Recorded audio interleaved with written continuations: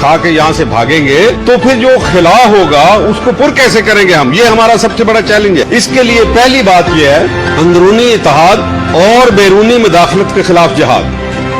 اور بیرونی مداخلت یہ ہے، اس کے بہت سی جہتیں، بہت سی شکلیں ہیں۔ ایک جو بہت ہی واضح شکل ہے یہ کہ بیرونی مداخلت دراصل ہمارے اوپر اپنے کٹ پتلی حکمران مسلط کرتی ہے۔ یہ سب سے بدترین شکل ہے بیرونی مداخلت کی، ان کے حملے نہیں ہیں۔ امریکہ نے پہلے ہی کہہ دیا تھا کہ افغانستان پاکستان ایک میدان جنگ ہے۔ میدان جنگ ایک ہے لیکن اس کے دو حصے ہیں۔ ایک کے اندر وہ جنگ لڑ رہے ہیں براہ راست، دوسرے کے اندر وہ جنگ لڑ رہے ہیں خفیہ، انویزیبل وار۔ مگر ہم نے کیا کیا پاکستانیوں؟ 11 سال پہلے ایک شخص آج کے حالات بتا کر دنیا سے جا چکا، پر ہم وہ نہیں سمجھ پائے جو وہ کئی سال پہلے سمجھ چکے تھے۔ اسی لیے تو ISI کو دنیا کی نمبر 1 ایجنسی کہا جاتا ہے، لیکن کاش اپنی ایجنسی کی طرح یہ قوم بھی نمبر 1 ہوتی، اس قابل ہوتی کہ دشمن کی کھلی مداخلت کو پہچان کر اپنے ملک کو بچا لیتی۔ مگر ہم نے کیا کیا؟ وہ جنگ جو عام نظروں سے دیکھی نہیں جا سکتی لیکن اس کے نتائج ہم سب دیکھ رہے ہیں۔ پاکستان میں دشمن کا ہدف صرف یہ ہے کہ اس ملک کو اٹھنے نہیں دینا۔ یہ جب اٹھنے کی کوشش کرے، اپنے پاؤں پر کھڑا ہونے کی کوشش کرے، اسے گرا دو۔ اپنے من پسند غلاموں کو کرسی پر بٹھاؤ اور پھر ان سے جو چاہے اس ملک میں کرواتے رہو۔ اب 2011 میں کیا تھا؟ زرداری کی حکومت تھی۔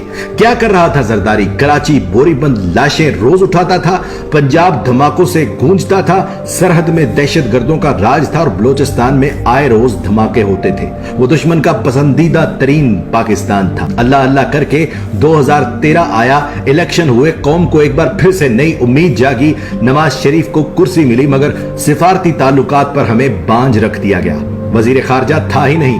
ہندوستان کو ہم کشمیریوں کی بیٹیوں کی عصمت دری کے بدلے آموں کی پیٹیاں اور ساڑیاں تحفے میں بھیجتے رہے۔ پاناما سے پوری دنیا میں رسوائی، ہندوستان میں دہشت گرد بھیجنے کا نواز شریف کا خود اقرار کرنا، ہندوستان کو فیورٹ ملک قرار دینا اور پاکستان کو عالمی محاذ پر بالکل تنہا کر دینا۔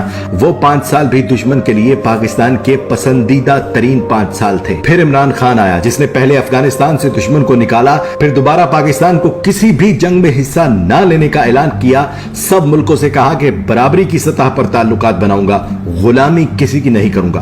ہندوستان سے کہا کشمیر کا مسئلہ حل ہونے تک تجارت بھی نہیں کروں گا۔ روس سے 30 سال پرانے تجارتی تعلقات بحال کیے کہ اپنے ملک کو فائدہ ہو۔ IMF کے مرضی کے خلاف جا کر قوم کو 3600 ارب روپے پیٹرول اور بجلی پر سبسڈی دے گیا۔